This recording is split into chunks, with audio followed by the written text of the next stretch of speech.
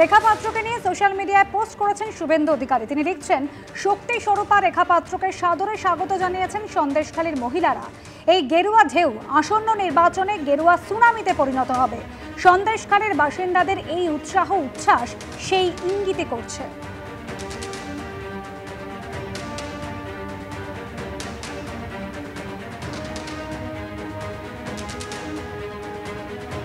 গতকাল আমরা দেখেছি যে বসিরহাটের যিনি বিজেপি প্রার্থী সেই রেখা পাত্র, তার সঙ্গেও কিন্তু টেলিফোনে কথা বলেন নরেন্দ্র মোদী। আর তার সঙ্গে কথা বলার পরই যেটা আমরা দেখলাম যে একেবারে উচ্ছ্বাসে ভাসল সন্দেশখালী। বসিরহাট লোকসভা কেন্দ্রে বিজেপি প্রার্থী সন্দেশখালীর আন্দোলনকারী রেখা পাত্র প্রার্থী হিসেবে নাম ঘোষণার পর আজই প্রথম সন্দেশখালীতে এলেন রেখা এবং তাকে ঘিরে আনন্দে মেতে ওঠেন বাসিন্দারা।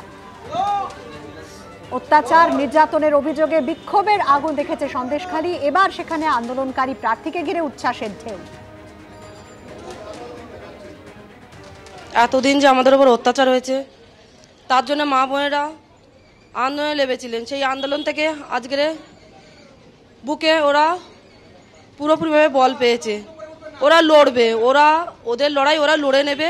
ভোট হয়তো আমাকে চাইতে হবে না। পুরো বসিরহাটের মা বোন এবং গরিব ভাই বোনেদের কাছে আমি ওনাদের মনে ওনাদের মুখে আমি দেখতে পাচ্ছি যে ওনারা ওনাদের লড়াই লড়ে নেবেন। আমার শুধু এইটুকু দেখার দরকার, ওনারা আমি যেই 2011 সাল দিয়ে যে ভোটটা ওনারা দিতে পারেনি শান্তিপূর্ণভাবে, সেই ভোটটা এই 2024-এ ওনারা দেবেন। কৃষ্ণনগরের বিজেপি প্রার্থী অমৃতা রায়কে ফোন করে প্রধানমন্ত্রী নরেন্দ্র মোদী একদিকে যেমন আসন্ন লোকসভা নির্বাচনে কিভাবে লড়াই করতে হবে সেই দিশা দেখিয়েছেন, একাধিক পরামর্শও দিয়েছেন। অন্যদিকে গতকালই তিনি ফোনে কথা বলেন বসিরহাটের বিজেপি প্রার্থী রেখা পাত্রর সঙ্গে। আর প্রধানমন্ত্রীর ফোনের পরেই বিতর্ক দূরে সরিয়ে রেখা পাত্রকে ঘিরে আজ উচ্ছ্বাসে ভাসল সন্দেশখালী।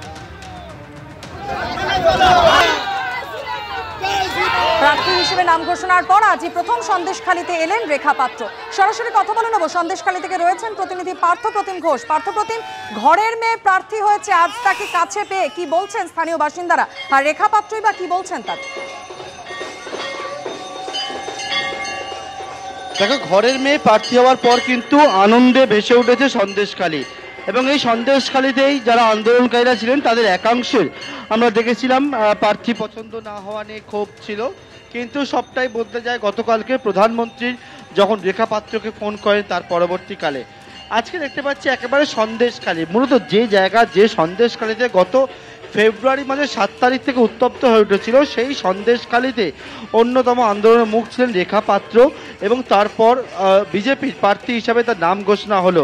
আজকেই সন্দেশখালীতে তিনি প্রথম এলেন এই প্রার্থী হিসাবে, ওনার নাম ঘোষণা হওয়ার পর এই প্রথম সন্দেশখালীতে এলেন এবং এই মুহূর্তে পুজো দিচ্ছেন। এরপরই প্রচারে নামবেন রেখা পাত্র। অবশ্যই সেদিকে নজর থাকবে। ধন্যবাদ পার্থপ্রতিম।